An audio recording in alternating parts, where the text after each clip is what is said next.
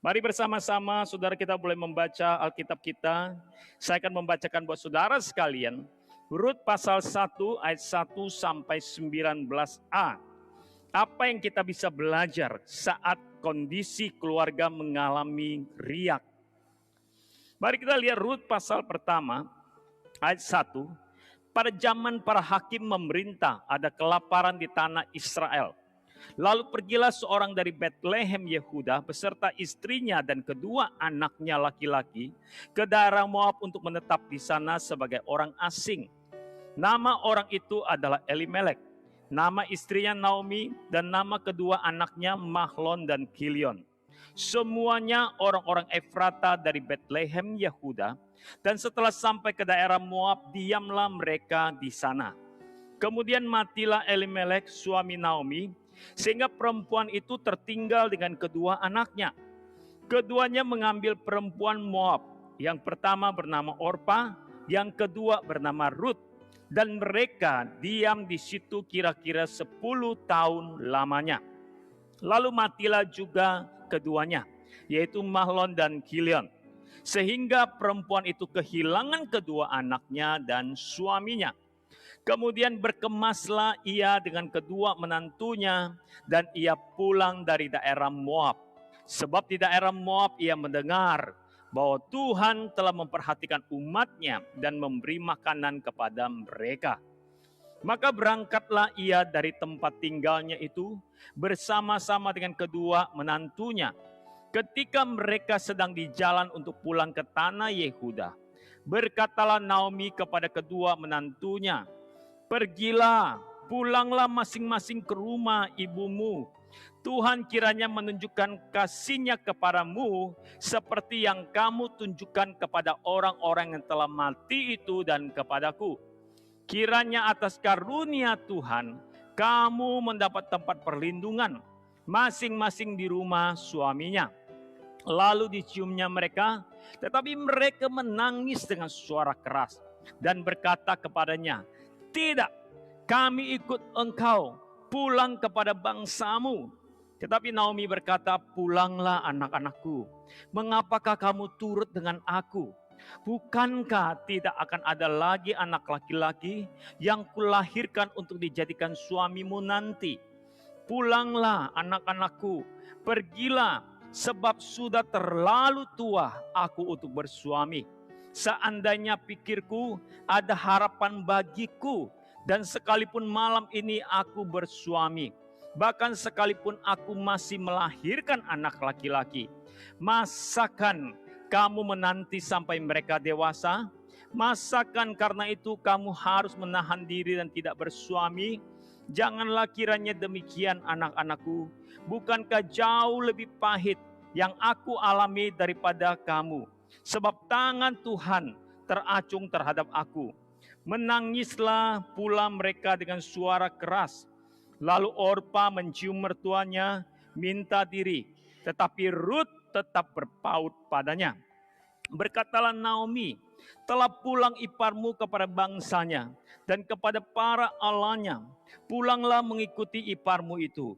Tetapi kata Rut, "Janganlah desak aku meninggalkan engkau dan pulang dengan tidak mengikuti engkau.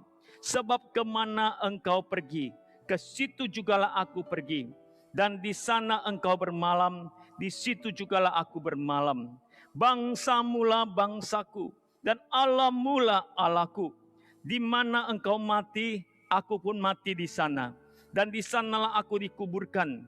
Beginilah kiranya Tuhan menghukum aku, bahkan lebih daripada itu, jikalau sesuatu apapun memisahkan aku dari engkau, selain daripada maut." Ketika Naomi melihat bahwa Rut berkeras untuk ikut bersama-sama dengan dia, berhentilah ia berkata-kata kepadanya, dan berjalanlah keduanya sampai mereka tiba di Betlehem. Saudara yang mengasihi Tuhan, jikalau kita melihat bagian ini, apa yang mau kita pelajari tentang kata menikmati Allah di tengah-tengah riak keluarga?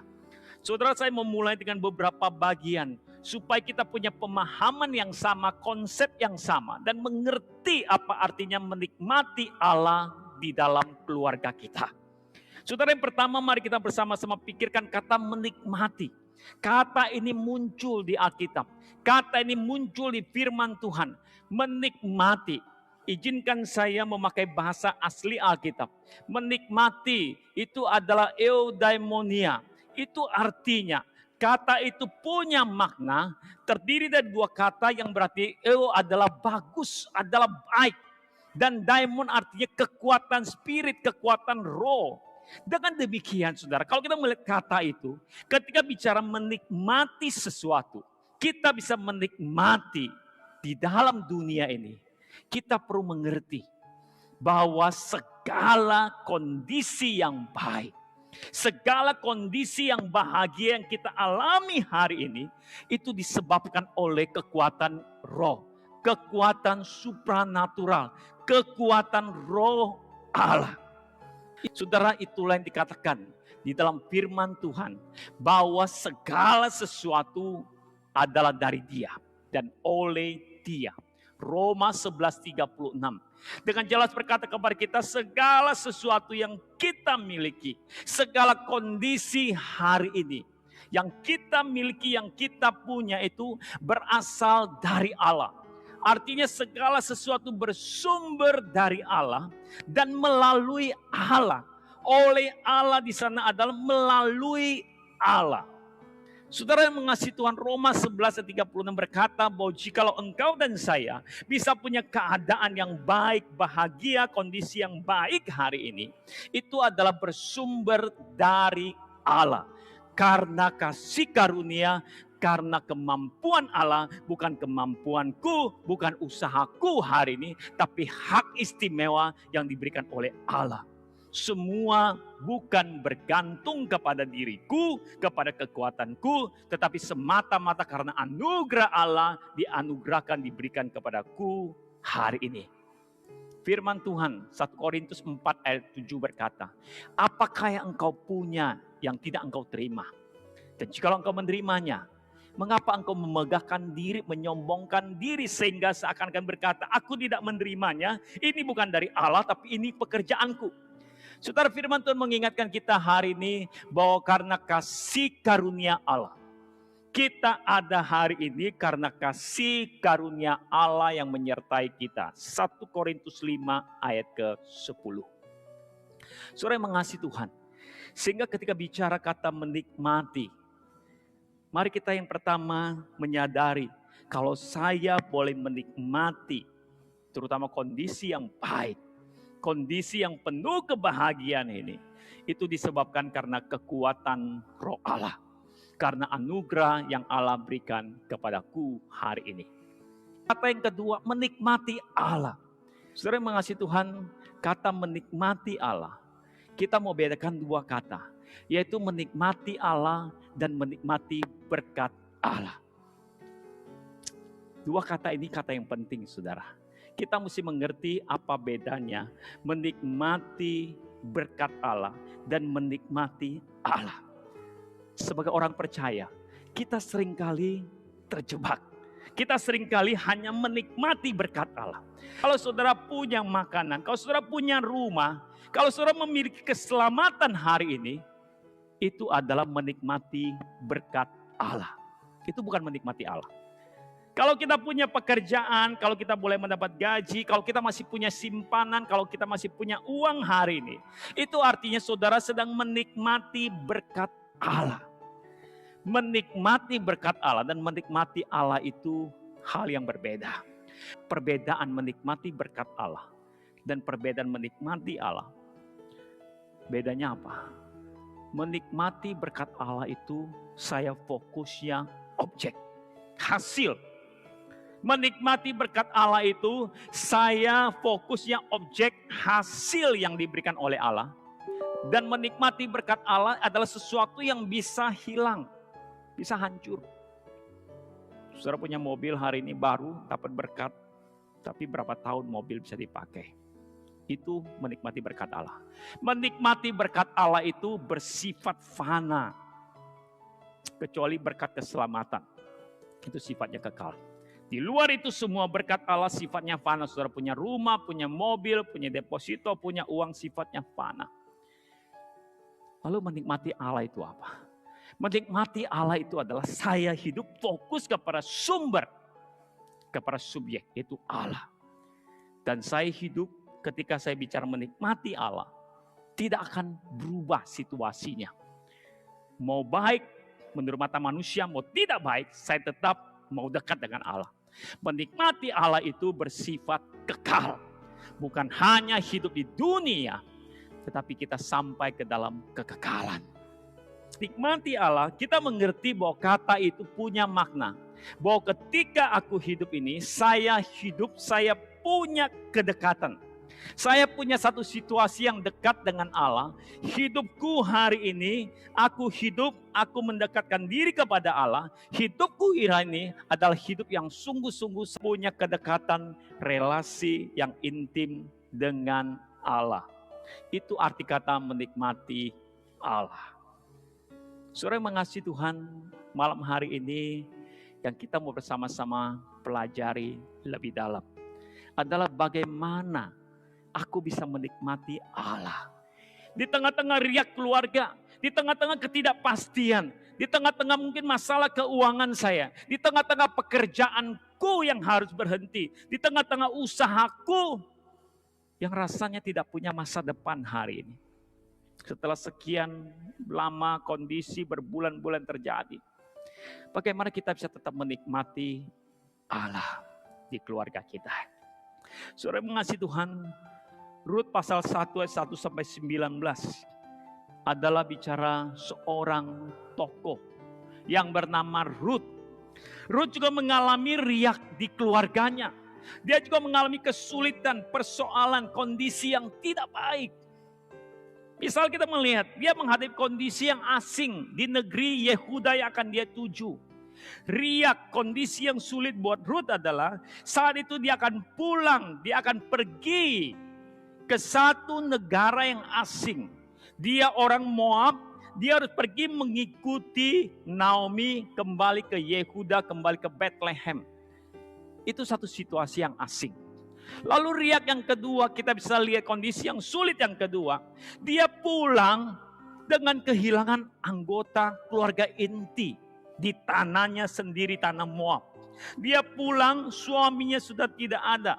Dia pulang, mertua laki-lakinya sudah tidak ada, sudah meninggal. Punya kondisi yang sulit. Dan kondisi yang sulit berikutnya, dia pulang, dia balik ke Yehuda, tidak punya rencana. Atau bahkan tidak mampu buat rencana. Apa yang harus kerjakan? Rut juga mengalami riak di keluarganya, yaitu tidak tahu masa depannya. Masa depan, kalau boleh bilang manusia, bilang masa depan suram. Dia akan pulang ke Yehuda, tidak punya rencana, tidak punya planning, tidak ada orang mendampingi, hanya Naomi seorang. Naomi yang mengalami kesulitan, yang tidak punya kekuasaan di daerah Yehuda. Rut mengalami riak, kondisi yang sulit, yang cukup besar di keluarganya. Saudara yang mengasihi Tuhan, apa yang indah dari kisah Rut? Yaitu kita bisa melihat bahwa Rut, sekalipun punya kondisi yang sulit, kita melihat bahwa Rut tetap hidup menikmati Allah. Rut tetap punya sikap yang selalu hidup mendekatkan diri kepada Allah sebagai sumber kehidupannya. Dia mendekatkan diri dengan perasaan sukacita, bersyukur, berharap, bukan dengan perasaan ngomel, bersungut-sungut dan sebagainya. Saudara yang mengasihi Tuhan, kisah Rut ini boleh menolong kita memahami bagaimana hidupku hari ini, bagaimana hidupmu hari ini bisa menikmati Allah di tengah segala kondisi ketidakpastian di keluarga. Bagaimana Rut bisa menikmati Allah? Saudara, Rut bisa menikmati Allah karena Rut adalah pribadi yang hidup punya tangan yang terangkat ke atas. Saya ingin memakai istilah ini. Rut bisa menikmati Allah karena Rut adalah pribadi yang punya tangan yang terangkat ke atas. Saudara, apa artinya terangkat ke atas tangannya? Rut adalah pribadi yang ketika mengalami kondisi yang sulit, dia tahu kondisinya sulit, tapi sikapnya, adalah menyerahkan seluruh hidupnya dan beriman kepada Allah. Ruth adalah pribadi seorang wanita yang punya iman. Tangannya terangkat ke atas, menyerahkan seluruh hidupnya, menyerahkan apa yang terjadi kepada Allah. Dan dia punya iman kepada Allah. Saudara, ayat 16 dia berkata kepada Naomi dengan sangat jelas. Allah mula Allahku. Saudara, mari kita mengerti kalimat ini tidak gampang. Karena Ruth bukan orang Israel. Ruth orang Moab. Ruth punya Allah penyembahan mereka sendiri. Tapi ketika perjalanan hidupnya menuju ke tanah Yehuda, saudara, Ruth adalah orang yang bertekad. Saya mau menyerahkan seluruh hidupku kepada Allah Israel. Saya mau hidup beriman kepada Allah Israel. Maka dia berkata kepada Naomi, Allah mula Allahku. Saudara, kalimat itu sangat penting. Karena ketika Ruth menyerahkan seluruh hidupnya, bertekad beriman kepada Allah, maka Ruth memposisikan dirinya sebagai pribadi yang takluk kepada Allah. Kalimat Allah mula Allahku, Ruth komitmen takluk di dalam otoritas Allah. Ruth adalah satu pribadi yang percaya bahwa Allah itu tidak tinggal diam. Dia Allah yang bekerja sekalipun situasi sangat sulit. Ruth memahami situasinya sulit. Pulang ke Yehuda situasi yang sulit. Tapi dia berkata kepada Naomi, Allah mula Allahku. Ruth punya iman. Allah Israel tetap adalah Allah yang bekerja. Allah yang tidak tinggal diam. Saudara, sikap dan tindakan tangan yang terangkat ke atas adalah satu sikap. Saya hidup, saya percaya, menyerahkan seluruh hidupku dengan beriman kepada Allah. Ruth bisa hidup menikmati Allah. Ruth bisa hidup tetap mendekatkan diri kepada Allah sekalipun kondisinya sulit. Karena Ruth punya sikap, tindakan tangan yang terangkat ke atas. Yang berkata, aku percaya Allah bekerja. Aku percaya Allah berotoritas.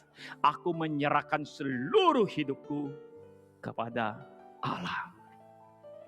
Saudara, orang percaya yang tangannya terangkat ke atas.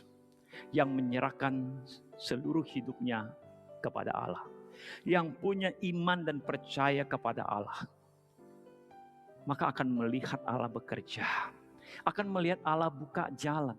Akan melihat Allah mampu melakukan sesuatu yang mustahil menjadi tidak mustahil bagi Allah. Ketika kita punya sikap berserah dan ketika kita akan melihat Allah bekerja, disitulah saudara dan saya bisa hidup menikmati Allah.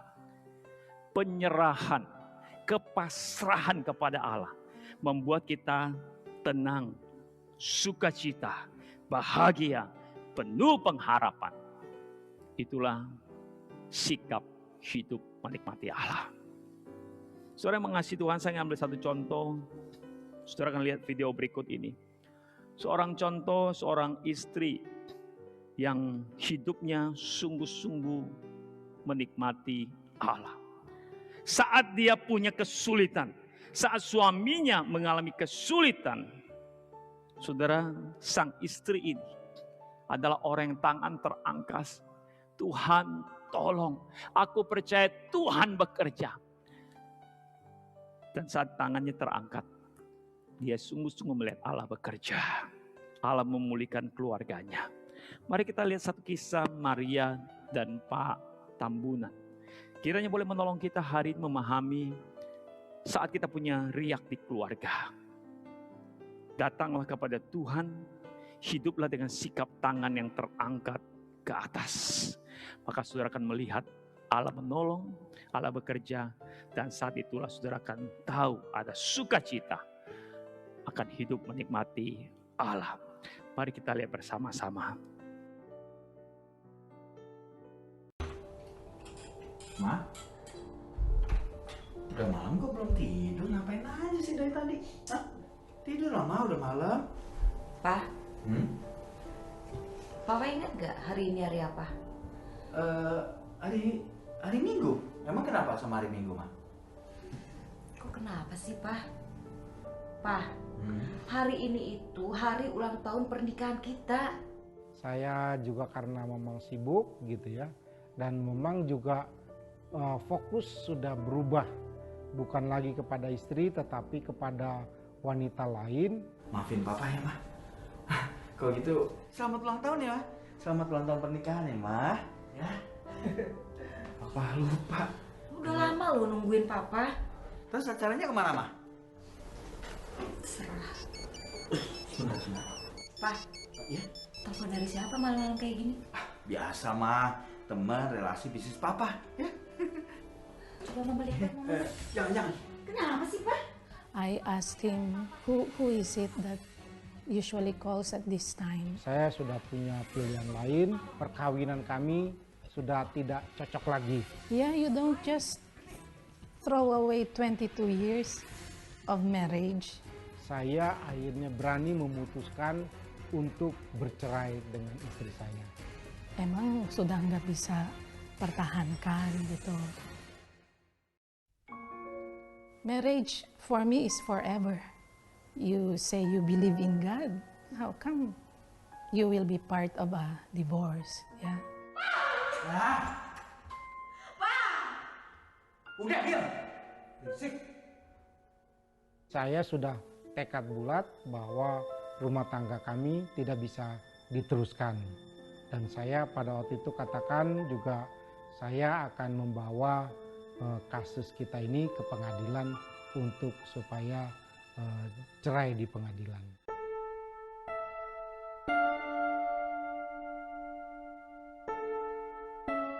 Well, of course, I was flabbergasted, yeah. That's what happened on that anniversary. I will never think that God made a mistake about marriage, yeah. Saya percaya ya dalam hatiku bahwa suatu saat dia akan kembali.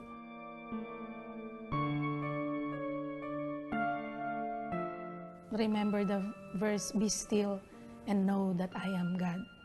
Yeah? So those storms, all of those storms can happen and I might be shaking, maybe tumbling. But I know, I always believe God would take care of us.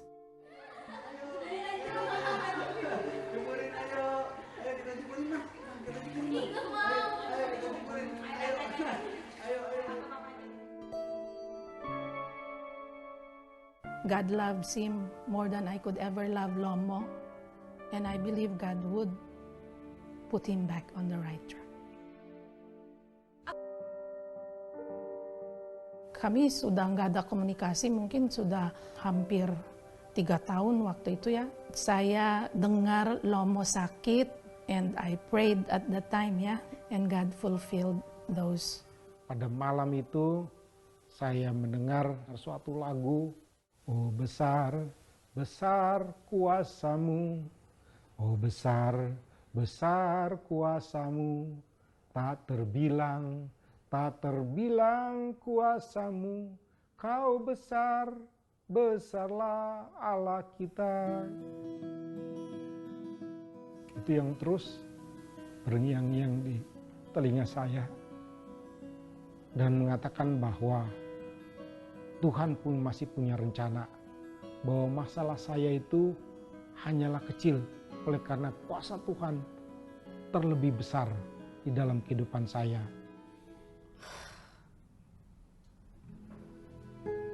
Akhirnya pagi-pagi saya bangun dan saya dapati bahwa saya masih punya harapan.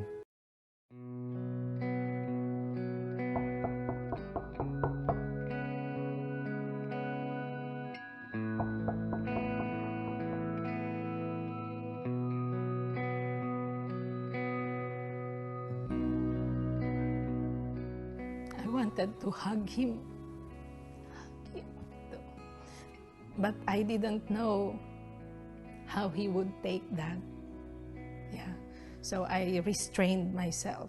Jadi saya merasakan bahwa istri saya itu bukan hanya bicara, tetapi dalam keadaan apapun diri saya, dia mau merawat saya. Kalau gitu kamu ikut aku ya. Pulang ke rumah aku. Tinggal sama kamu?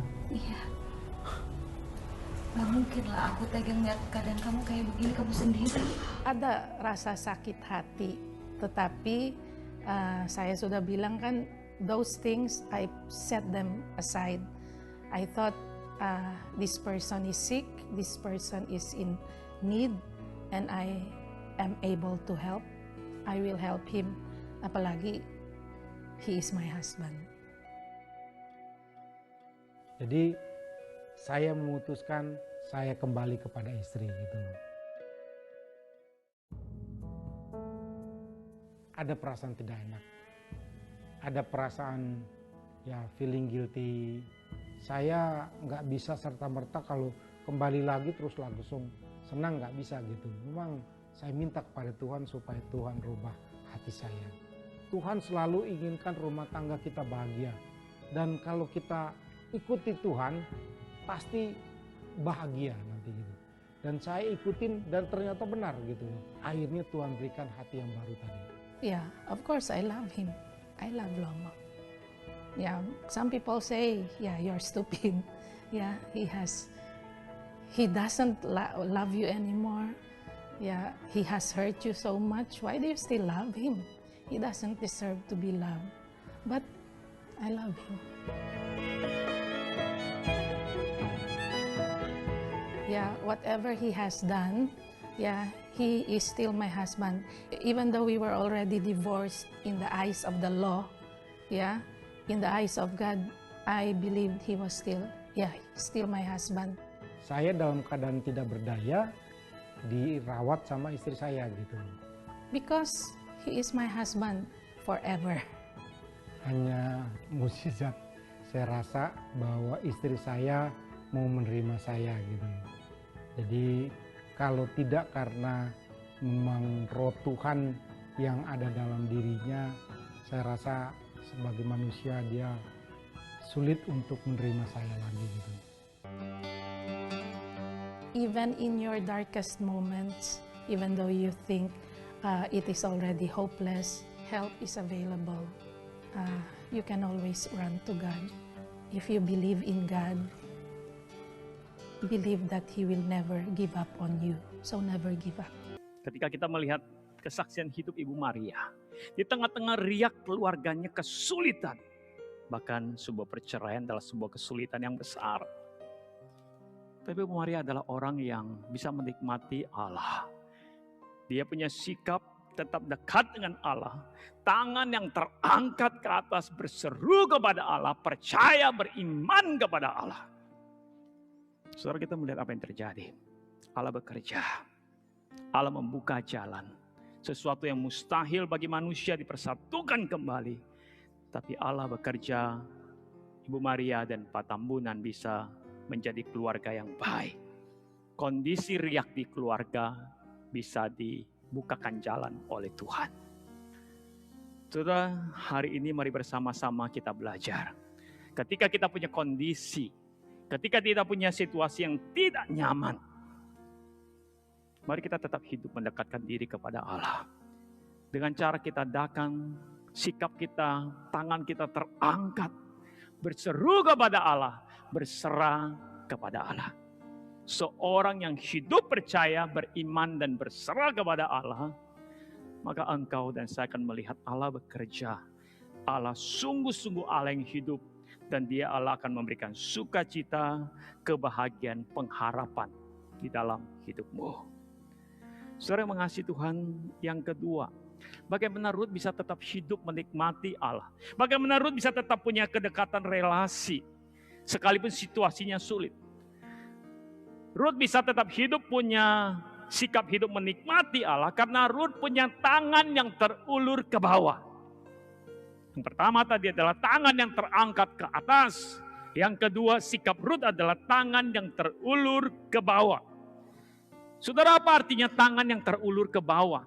Tangan yang terulur ke bawah artinya ketika saya punya riak di keluarga, ketika saya punya kesulitan di keluarga.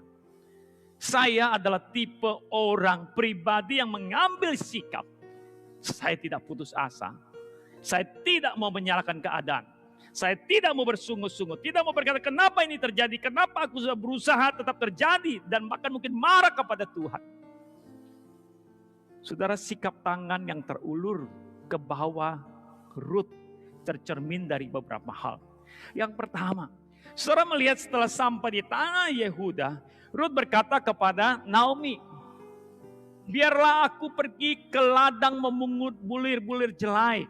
Aku tahu keluarga kita susah, punya kondisi ekonomi yang susah saat ini. Engkau sudah berusia tua, biarlah aku yang muda ini pergi ke ladang memungut bulir-bulir jelai. Biarlah aku yang bekerja. Lalu bukan hanya inisiatif, tapi bicara dia bekerja dengan sangat rajin. Dia tetap bekerja dengan rajin sekalipun punya fasilitas. Saudara, kalau membaca dalam Rut pasal kedua, waktu dia pergi memungut jelai di ladang di sana, ketika dia sedang bekerja dengan rajin, lalu Boas sang pemilik ladang itu melihat ada satu wanita asing yang tidak pernah lihat, bukan pekerjanya dia. Lalu dia bertanya, siapa orang itu? Lalu dijelaskan itu adalah orang bernama Rut dan sebagainya. Bagaimana kondisi dia dikasih tahu kepada Boas. Lalu Boas datang kepada Rut. Rut pasal kedua ayat 8 dan 9 dan 14-15. Ini saudara boleh sambil membacanya. Rut ketika dapat fasilitas, disuruh memungut jelai, lalu bahkan diajak makan siang oleh Boas bersama dengan pekerja-pekerjanya. Saudara, ketika Rut punya fasilitas, mendapatkan pertolongan, apakah Rut bermalas-malasan? Tidak. Dikatakan setelah Rut makan siang, Rut langsung kembali lagi ke ladang mengambil jelai-jelai, memungut jelai kembali. Rut juga pribadi yang tetap bekerja keras. Rut pasal 2 ayat 17 menyampaikan bahwa Rut itu bekerja sampai petang, lalu mengirik. Saudara bisa bayangkan setelah dia pungut jelai, kemudian dia harus bekerja sampai petang, dari pagi sampai petang, lalu selesai itu harus mengirik gandum itu, jelai-jelai itu. Dan pulang pasti sudah jauh larut malam. Dan hasil yang dia dapat, saudara, hasil yang Rut dapat dalam sehari bekerja dikatakan seeva jelai. Saudara, seeva jelai itu berapa banyak, berapa kilogram? Kalau saudara melihat tafsiran dalam kitab Rut, saudara, seeva jelai itu kurang lebih 15 kilo sampai 25 kilogram. Saudara bisa bayangkan, satu hari bekerja Rut mampu mendapatkan 15 kilogram minimal. Betapa rajinnya dia dan betapa kerja kerasnya dia. Bahkan Alkitab mencatat Rut itu bekerja keras. Selama musim memanen gandum dan jelai, dia bekerja dengan sangat keras. Berapa lama? Kurang lebih 49 hari. Musim menuai jelai, musim menuai gandum itu berakhir di tanah Israel. 49 hari. Hari ke-50 mereka namakan hari Shavuot yang berarti Pentakosta.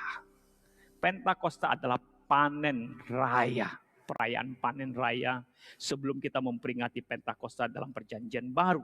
Pentakosta perjanjian lama adalah panen raya 50 hari.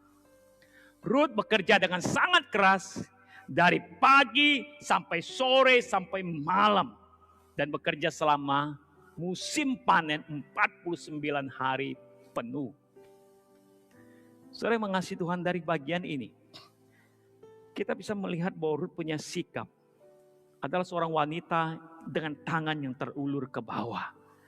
Rut menikmati hidup di dalam Allah. Rut adalah pribadi yang mengerti dan berinisiatif. Ada yang menjadi bagianku hari ini. Saat ini memang aku punya kondisi riak di keluarga. Saat ini aku mengalami kondisi yang sulit. Memang aku tahu. Tapi aku tidak mau menyalahkan situasi itu. Aku tidak mau marah atas situasi itu. Aku tidak mau menyalahkan siapapun.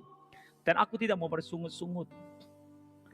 Tapi aku memutuskan untuk pergi, tanganku terulur ke bawah. Saudara, dari pelajaran ini, dari bagian ini, kiranya kita bisa belajar. Bila engkau dan saya ingin tetap hidup menikmati Allah. Kita ingin tetap melihat Allah yang bekerja, mengalami kedekatan, mengalami berkat Allah. Maka saat situasi punya riak di keluarga, jangan bersungut-sungut. Mungkin menyalahkan suami, menyalahkan istri, menyalahkan situasi dan sebagainya. Tapi mari memiliki sikap seperti Ruth. Milikilah sikap dan tindakan tangan yang terulur ke bawah. Milikilah inisiatif. Milikilah satu sikap bahwa saya dalam situasi yang sulit ini, saya tetap mau bekerja keras. Saya tetap tidak mau bersungut-sungut. Saya menjadi orang tidak putus asa. Saat hidup dengan sikap tangan yang terulur ke bawah. Saudara, maka kita akan melihat Allah yang bekerja dan mendatangkan sukacita, pengharapan bagi engkau, bagi saya. Ketika kita melihat Allah bekerja, ada pengharapan, menikmati pengharapan itu. Disitulah kita bisa tetap hidup menikmati Allah, dekat dengan Allah. Saudara, saya ambil satu contoh, seorang anak Tuhan, seorang hamba Tuhan yang sudah berpulang ke rumah Bapa di surga, kira-kira 3 hari, 4 hari yang lalu. Saudara mungkin mendengar berita tentang Joyce Lin. Saudara, kalau kita mau melihat hidupnya Joyce Lin, buat saya pribadi, saya mencoba mempelajari seorang hamba Tuhan yang setia. Hamba Tuhan yang hidup sungguh-sungguh menikmati Allah. Cara dia menikmati Allah adalah tangan dia terulur ke bawah, bekerja. Tengah-tengah situasi yang sulit tetap melayani. Dan bekerja sampai akhir hidupnya. Saudara, Jocelyn warga negara Amerika Serikat. Bukan orang Indonesia. Apa yang kita bisa lihat menjadi kesaksian, pembelajaran buat kita. Saudara, beliau lulus sarjana sains dan menjadi magister teknik S2 di MIT USA. Salah satu universitas yang terbaik di Amerika. Dan dia sudah lulus dengan gelar sarjana dan master. Dan sudah bekerja setelah lulus kuliah. Dia bekerja 5 tahun di perusahaan teknologi. Bahkan sempat menjadi direktur teknis perusahaan teknologi itu. Tetapi Joyce mendengar suara Tuhan. Lalu dia memutuskan meninggalkan posisi sebagai seorang direktur, masuk sekolah teologi. Saudara, dia memasuki sekolah teologi, lalu menyelesaikannya. Sambil menyelesaikan sekolah teologi, dia punya satu hobi, yaitu menerbangkan pesawat. Menerbangkan pesawat. Dalam perjalanan hidupnya, dia sangat ingin melayani Tuhan. Karena sejak masa muda, masa remaja sudah terlibat pelayanan. Dia sangat ingin melayani Tuhan. Setelah dia menyelesaikan sekolah teologi. Lalu kesaksiannya dia mulai berpikir, di mana aku harus melayani? Dia mulai menggumuli. Saudara, pelayanan Joyce Lin, dia bergabung 10 tahun di MAF. Di Mission Aviation Fellowship, satu pelayanan yang bergerak dalam bidang penerbangan. Menerbangkan berbagai kebutuhan hidup atau menolong orang-orang di daerah-daerah pegunungan, di daerah-daerah yang sulit. Setelah melayani selama 10 tahun, 12 Mei beberapa hari yang lalu, pesawat yang diterbangkan oleh Joyce Lin meledak di udara, di Sentani, di Danau Sentani. Saudara mengasihi Tuhan, kalau kita melihat pelayanan Joyce Lin, Saudara, saya tidak tahu saudara bisa membayangkan betapa sulitnya kondisi yang dia alami. Izinkan saya membagikan beberapa pengalaman tentang pelayanan-pelayanan yang seperti demikian. Saudara, ini adalah pesawat, kalau saudara melihat di slide saudara, ini adalah pesawat yang dipakai pagi hari itu yang meledak. Yang dipakai menerbangkan peralatan makan dan obat-obatan untuk COVID, menolong orang-orang di daerah pedalaman. Saudara, betapa sulitnya pelayanan yang seperti itu. Kondisi yang sulit. Izinkan saya membagikan beberapa kondisi yang sulit. Saudara, saya pernah punya kesempatan ikut dalam penerbangan pelayanan MAF di daerah Kalimantan. Saudara, betapa banyak ketidaknyamanan yang harus dialami oleh hamba-hamba Tuhan ketika melayani, ketika terjun dalam pelayanan MAF yang seperti itu. Dengan pesawat yang kecil, pesawat itu hanya bisa menampung kira-kira 6 orang. Dan setiap kali kita akan terbang dengan pesawat itu, saudara, kita harus ditimbang. Jadi semua orang ditimbang dulu beratnya berapa. Kemudian bukan hanya orang ditimbang, tapi barangnya juga ditimbang. Pesawat itu punya maksimal kapasitas dan tidak boleh melebihi. Kalau melebihi, pasti akan terjadi kecelakaan. Saudara, satu kali saya pernah naik pesawat itu juga dan hampir juga kehilangan nyawa ketika pesawat itu harus landing. Tetapi mari kita kembali kepada apa yang dilakukan oleh pelayanan pilot MAF. Saudara, mereka bukan hanya harus menerbangkan pesawat, tapi saudara melihat foto-foto yang ada, semoga saudara bisa melihat di laptop saudara atau di media saudara. Pilotnya itu harus menimbang alat yang akan dibawa, bahan yang harus dibawa. Artinya pilotnya harus turun tangan kerja, bukan cuma menerbangkan pesawat tenang-tenang, tapi pilotnya harus kerja sendiri. Tidak ada pramugari yang bantu. Jadi orang disuruh timbang, barang dia timbang sendiri, mereka harus bawa timbangan. Dan mereka harus mengecek pesawat mereka sendiri, kesiapan. Tidak ada kru yang membantu. Mereka harus belajar tentang pesawat, mengecek pesawat mereka siap terbang atau tidak dan sebagainya.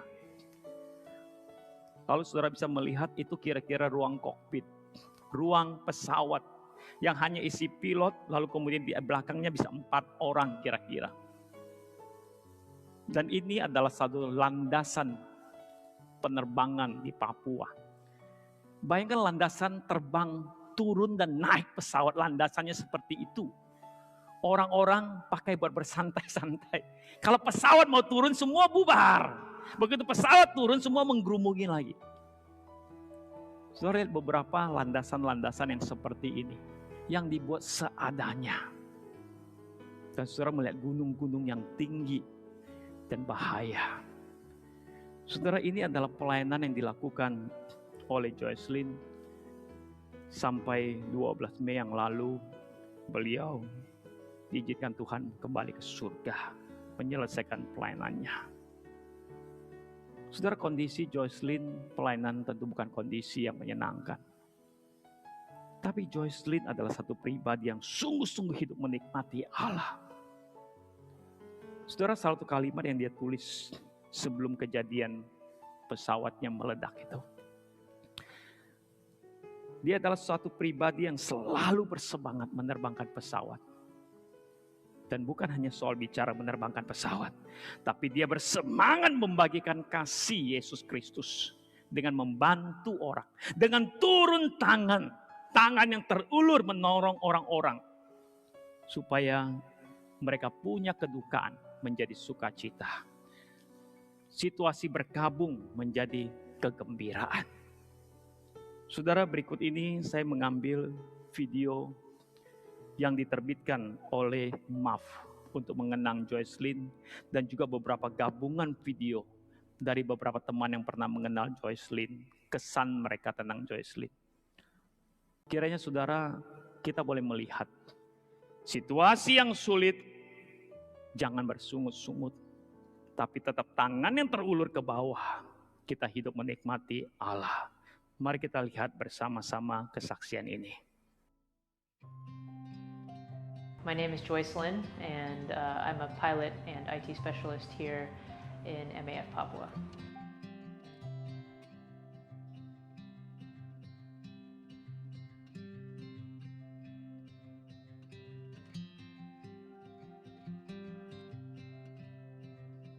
I went to school for computer science and basically at one point thought that I was going to be a computer programmer for my whole life.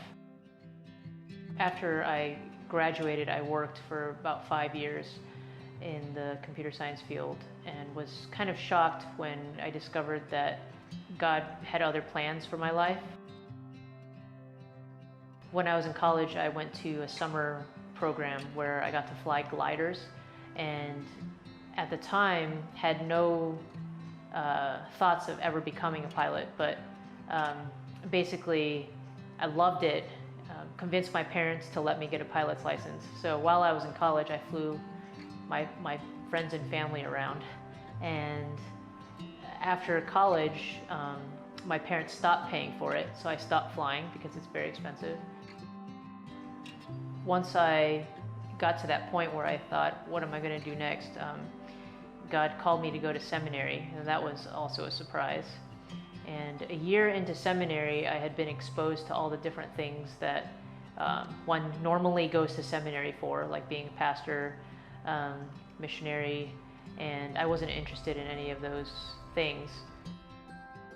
There was one day where I was visiting my parents. The next day I was going to go back to school. I was vaguely thinking about packing, and as I was walking into my room, I heard the words, "You should Google missionary pilot." And I was so shocked because that was the only time that I'd ever heard a voice like that, and it was so loud that I couldn't ignore it. The first hit was the website for MAF, and I started reading it. I saw that MAF had a second job listed as IT, and when I saw that, everything just kind of clicked, and I knew from that moment that this was what God had for me. It was like somebody pulled the curtains open. I actually came to Papua in 2010 to see what life here was like. At the end of that, was convinced that God was calling me to be a missionary pilot, and worked towards getting all the different licenses, became a flight instructor, had to pass the MAF technical evaluation, raise support, go to language school, and it's great to finally be here. Terima kasih Tuhan atas hari ini, terima kasih atas kesempatan ini untuk pergi. Dalam nama Tuhan Yesus kami berdoa, amin. A lot of times when people think of a missionary, they don't think of what I do. They don't think of flying a plane or fixing a computer. They think of someone out there evangelizing, and that's just not what we do most of the time, you know. My prayer each morning is simply that I would be sensitive to the Holy Spirit and that I would be a blessing somehow to somebody that day. And it might not be through flying, it might not be through IT, it might be through like a 30-second conversation. I've been just really pleased to find that, like, yeah, the more I am in tune with God's leading for my life, the more just small little opportunities there are each day to make a difference in other people's lives. Selalu berbicara tentang Tuhan Yesus. Bagaimana dia sering sekali bertanya kepada saya, bagaimana caranya untuk bercerita kepada orang lain, bagaimana caranya menyatakan, oh, Tuhan Yesus kepada orang yang lain di Indonesia. Dia selalu berkata seperti itu. Kami keluarga Jono di Salatiga ikut berduka. Joyce pernah bercerita kepada kami bahwa dia menikmati pekerjaannya. Dia bangga menjadi seorang pilot. Di mata kami, Joyce memiliki jiwa yang sosial yang tinggi. Dia selalu mengutamakan kepentingan orang lain. Selamat jalan, Joyce. I usually think, wow, I'm so fortunate to be able to do this, and so each day that I fly is just a gift.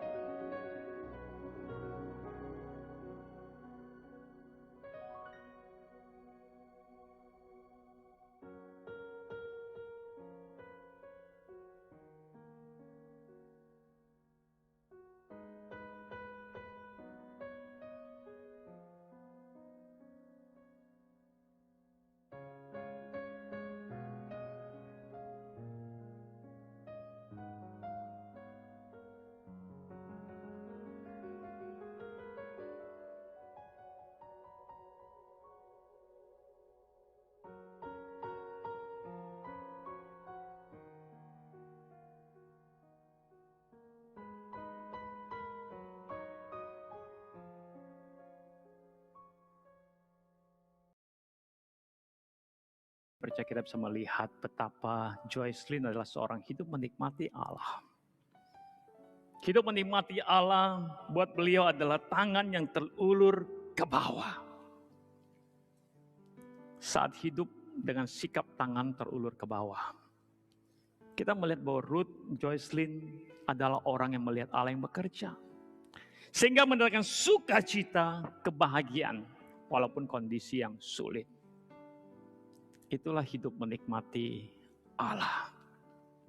Saudara yang mengasihi Tuhan, tokoh Ruth menolong kita mengerti. Jikalau engkau dan saya ingin tetap bisa hidup menikmati Allah, maka kita harus punya sikap tangan yang terangkat ke atas. Menyerahkan seluruh persoalan, kondisi kita, kesulitan kita, punya iman kepada Allah. Dan yang kedua, mari kita punya tangan terulur ke bawah. Kita melihat situasi kita betul sedang sulit. Jangan fokus kepada situasi yang sulit, jangan komplain, jangan bersungut-sungut. Tapi mari kita turun tangan. Kita bekerja. Kita berinisiatif, melakukan apa yang menjadi tanggung jawab kita, bagian kita. Saudara yang mengasihi Tuhan, di awal tadi saya berkata ada dua kata yang mesti dipahami yang punya makna yang berbeda. Yaitu kata menikmati berkat Allah dan menikmati Allah. Hari ini kita hidup. Mari kita bukan hanya menikmati berkat Allah, tapi mari kita menikmati Allah. Mari kita punya komitmen bahwa saya hidup, saya mau komitmen prioritas saya adalah menikmati Allah. Selalu dekat dengan Allah dengan perasaan yang sukacita, bahagia. Jangan fokus kepada berkat Allah. Saudara, biarlah hidup kita hari ini menjadi orang yang sungguh-sungguh dekat menikmati Allah di tengah riak keluarga. Barang siapa yang menikmati Allah, maka akan menikmati berkat Allah. Mungkin berkat jasmani kita hari ini berkurang, tapi saudara akan mendapat berkat yang lain. Mungkin Allah menggantikan, Allah menambahkan berkat rohani kepada kita. Saudara, kisah Ruth punya akhir seperti demikian. Saat Ruth mengalami riak di keluarga, saat Ruth prioritas menikmati Allah, maka saudara mari kita lihat. Ketika Ruth punya kondisi kehilangan anggota keluarga, saudara, Tuhan bekerja menggantikan berkat dengan menambahkan anggota keluarga baru yaitu Boaz. Dari Boaz lahirlah Obed yang menjadi kakek Daud. Dari Daud itulah silsilah kepada Kristus Yesus. Saat Ruth menikmati Allah, kondisi asing dalam perantauannya, dia tidak mengerti yang gelap buat dia. Allah buat keberhasilan buat hidup dia, sukacita bagi hidup dia. Saat Ruth tidak punya rencana, tidak tahu harus mengerjakan apapun. Ketika Ruth menikmati Allah, maka Ruth diberikan rencana oleh Allah. Rencana yang terbaik. Sampai Ruth menjadi nenek moyang daripada Daud. Dan saat Ruth tidak punya masa depan, tidak punya tujuan hidup, dengan jelas Allah berikan dia arah yang jelas. Saudara, hidup hari ini jangan fokus kepada berkat Allah. Jangan fokus kepada kondisi kita yang sulit. Tapi mari kita fokus bagaimana saya mau dekat menikmati Allah. Amin. Kiranya kita bersama-sama ketika situasi sulit, keluarga bergandeng tanganlah bersama-sama. Bergandeng tangan bersama-sama dengan tangan yang terangkat ke atas. Berkata, Tuhan, kami berserah kepadamu. Kami tahu Engkau Allah yang bekerja. Dan bergandengan tangan bersama-sama sebagai anggota keluarga, tangan yang terulur ke bawah. Berkata, mari kita berjalan bersama-sama dengan situasi yang sulit. Kita punya keluarga, kita punya kekuatan yang berasal dari Allah. Kiranya Tuhan menolong saudara. Di tengah riak keluarga ini, saya ingin menutup dengan satu bagian firman Tuhan yang menjadi komitmen kita bersama-sama. Mari saya mengajak kita buka Alkitab kita. Satu bagian ini kita baca bersama-sama. Habakuk. Habakuk pasal yang ketiga. Habakuk pasal yang ketiga, saya percaya ayat ini sudah cukup sering dibacakan oleh saudara. Habakuk pasal yang ketiga, ayat 17-19 kiranya menjadi komitmen kita malam hari ini. Saya bacakan buat saudara sekalian, semoga saudara sudah mendapatkannya. Demikian firman Tuhan, sekalipun pohon ara tidak berbunga, pohon anggur tidak berbuah, hasil pohon zaitun mengecewakan. Sekalipun ladang-ladang tidak menghasilkan bahan makanan, kambing domba terhalau dari kurungan, dan tidak ada lembu sapi dalam kandang. Namun aku akan bersorak-sorak dalam Tuhan, beria-ria dalam Allah yang menyelamatkan aku. Allah Tuhanku itu kekuatanku, Ia membuat kakiku seperti kaki rusa, Ia membiarkan aku berjejak di bukit-bukit batuku. Aku mau bersorak-sorak dalam Tuhan, Allah itu kekuatan kita. Selamat hidup menikmati Allah, dekat dengan Allah, dan engkau akan melihat Allah yang bekerja. Tuhan berkati. Bapa di surga, kami sangat bersyukur kepada Tuhan dalam pembinaan pada malam hari ini. Kami boleh bersama-sama diingatkan kembali untuk boleh mencari dahulu kerajaan Allah dan kebenaran. Karena kami percaya Tuhan, ketika tangan kami terangkat tinggi kepada Tuhan, Engkau kemudian melihat kami ya Tuhan di tengah-tengah berbagai pergumulan-pergumulan kami. Bapa di surga, saat ini ya Tuhan, untuk setiap keluarga ketika mereka sedang menghadapi riak ya Tuhan, Engkau mengerti Tuhan, pergumulan-pergumulan mereka bukanlah pergumulan-pergumulan yang ringan. Tapi Tuhan, kami percaya Engkau adalah Allah yang baik, yang tidak akan meninggalkan setiap keluarga-keluarga di tengah-tengah pergumulan ini. Engkau adalah Allah yang telah membentuk setiap institusi keluarga itu ya Tuhan. Dan Engkau juga akan memelihara setiap keluarga-keluarga yang ada. Apalagi setiap keluarga yang berharap dan mengandalkan Tuhan di tengah-tengah pergumulan ini. Biarlah kami Tuhan boleh terus memandang kepada Tuhan. Dan biarlah kami boleh melihat pekerjaan Allah yang besar dalam kehidupan kami di tengah-tengah riak keluarga kami masing-masing. Bapa di surga, dalam masa-masa ini juga kami juga diajarkan juga untuk boleh juga tangan kami turun ke bawah. Untuk bisa melakukan, untuk bisa berkarya sesuatu ya Tuhan di tengah-tengah masa-masa ini. Sehingga kami boleh mempergunakan dan boleh mengisi waktu-waktu yang masih Tuhan percayakan kepada kami. Berkarya bagi kemuliaan nama Tuhan. Terima kasih Tuhan untuk lawatan Tuhan kepada kami pada malam hari ini. Kami sungguh-sungguh menikmati Tuhan dalam pembinaan pada malam hari ini. Bapak Ibu jemaat yang berada di rumah, sekarang arahkanlah hatimu kepada Tuhan dan terimalah berkat dari Tuhan. Kiranya kasih karunia dari Tuhan Yesus Kristus, damai sejahtera yang sempurna dari Allah Bapa, kekuatan dan pengharapan di dalam Roh Kudus, kiranya boleh memimpin kehidupan kita sekalian, mengawal kehidupan keluarga kita dari sekarang ini sampai selama-lamanya. Amin.